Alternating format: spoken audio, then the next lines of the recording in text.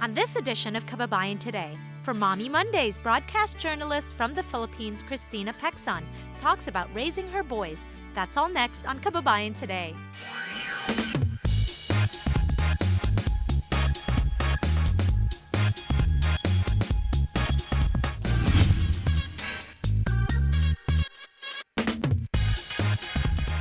Maligayang pagdating sa buwan ng Setyembre bilang maraming mga pamilyang nagsisimula ng bumalik sa paaralan at eskwela.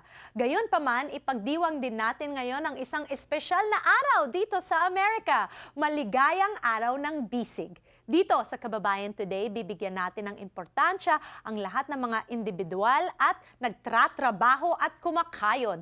Kilalanin natin ang isa sa pinakamasigasig na trabahador ng ating tahanan, ang ating mga ina.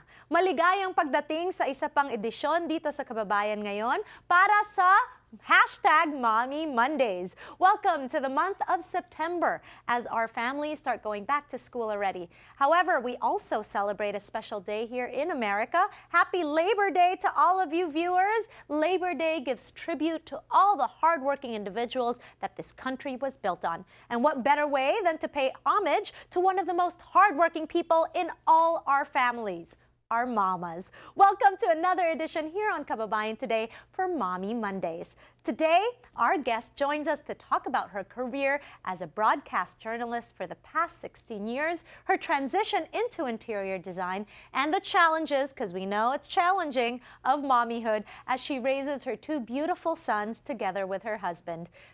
Ladies and gentlemen, a dear friend of mine, she's here on Kababayan Today, Miss Cristina Peczon-Rodriguez. Hello! Hello! Welcome back. Thank you very much. And it's so nice to see you. I haven't seen you in so long. I know. You know, life when you're a mom, right? Especially when you live in the United States. It's not like when you're back in the Philippines where you have help. When you're here, you know, it's busy. Yes, it's all-encompassing, Yes, isn't it? yes. Okay, so let's talk about your background first. Both your parents are Filipino. Yes.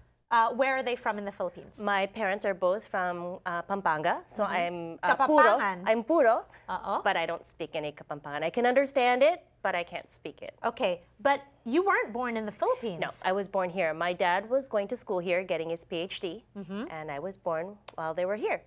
So I was born in Oklahoma. Oklahoma. But I moved to Massachusetts when I was 6 months old, so I basically grew up there. Okay, so talk to me about being Filipino-American and growing up in Massachusetts. Were there a lot of Filipinos around? You know, the school that I went to, the only other Filipino kid that went there was my brother. Paul, you know yes, Paul. Yes, I do know and Paul. And so it was really weird when I was moving to the Philippines. People were like, so where is that? Like, they had no idea. There were no Filipinos around us. The only other Filipinos I knew in the area were related to us. And so, no, not many Filipinos there. Okay, then. so what did you do growing up in your family that you would be able to say, you know, introduced you to the Filipino culture? Well, my parents always spoke Filipino at home or Kapampangan at home. We were brought up like Filipino kids. We went to, you know, we had rice all the time. You know, we had adobo and sinigang. If you asked any of our neighbors what adobo was, they knew what it was because my mom loved to cook, being Kapampangan. Yes. But instead of Sunday school, well, in addition rather to Sunday school, we went to Filipino school. Oh, there was Filipino school. There's a small Filipino community, but like I said, most of them were related to us. Or we knew them. We're good, close family friends. But my parents made sure that we grew up, you know, understanding that we were Filipinos. I mean, yes, we were Americans, but, you know, they wanted us to know where our roots were from. And so, actually, I didn't get to visit the Philippines until I think I was, I don't know, maybe 8 or 9. I had only gone once. And then the next time I had gone was when we were going to move there. Okay, and at what age did your entire family decide to move back? No, only my parents and myself. I was in middle school, and my brother was already in college. So my brother my brother lived in the Philippines much later. But growing up, we were in the U.S., in Boston, and then we had moved to the Philippines, and it was very unfortunate when I moved there because I had a very thick Boston accent. And so, you know, to the Filipino ear, trying to hear someone saying ka and Martha, it was hard. Right. Okay, so how old were you in middle school when you moved back to the Philippines? I think it was like 11. Okay. Yeah. Did you get culture shock? Yes, very much. Okay. I didn't speak, I mean, I could understand Filipino, but like I said, my parents spoke Kapampangan in the house mostly times, so. And you were in Manila, so Tagalog, right? Yeah, so people are talking to me in Filipino, and I didn't really understand what they were saying because I was used to Kapampangan. I mean, you have an ear for it, but I never spoke it. Right. So, yeah, it was a culture shock. It was very different. And what about going to school? What about going to school there? How was that? Well, the funny thing is, I went to La Salle, and I didn't speak Filipino, and you know, social studies is in Filipino, and there's a Filipino class. So I took special Filipino classes. Okay, but you managed, obviously, because marunong ka na mag-Tagalog ngayon. Marunong na. But that's only because I got a job after college, which required me to speak Filipino. Okay, and did you go to college in the Philippines? I did. I went to Ateneo. I took communications in Ateneo. Galing-galing naman!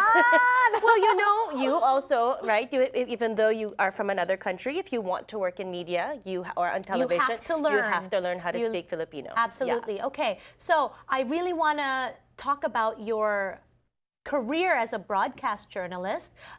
When you graduated from Ateneo in communications, when did you decide that you wanted to get into broadcast journalist? Okay, so I'll back up just a little bit. Okay. So when I was living in Boston, one of these days, you know, as all these schools do, we had a fire prevention class or whatever, firemen came to our school, and it was featured by the local television station. And being the only Asian in the entire school, I got interviewed. And I must have been like the 4th or 5th grade. And I saw myself on television that night, and I'm like, oh my gosh, they were there in my school this morning, and now I'm on TV, and I was hooked. And so from the very little age, I was like, I want to be, you know, the next, you know, newscaster one day. And it happened. And you made it, you realized that dream. When we come back on Kababayan Today, Christina's going to talk to us about her dreams coming true in the Philippines. Don't go away. We'll be right back.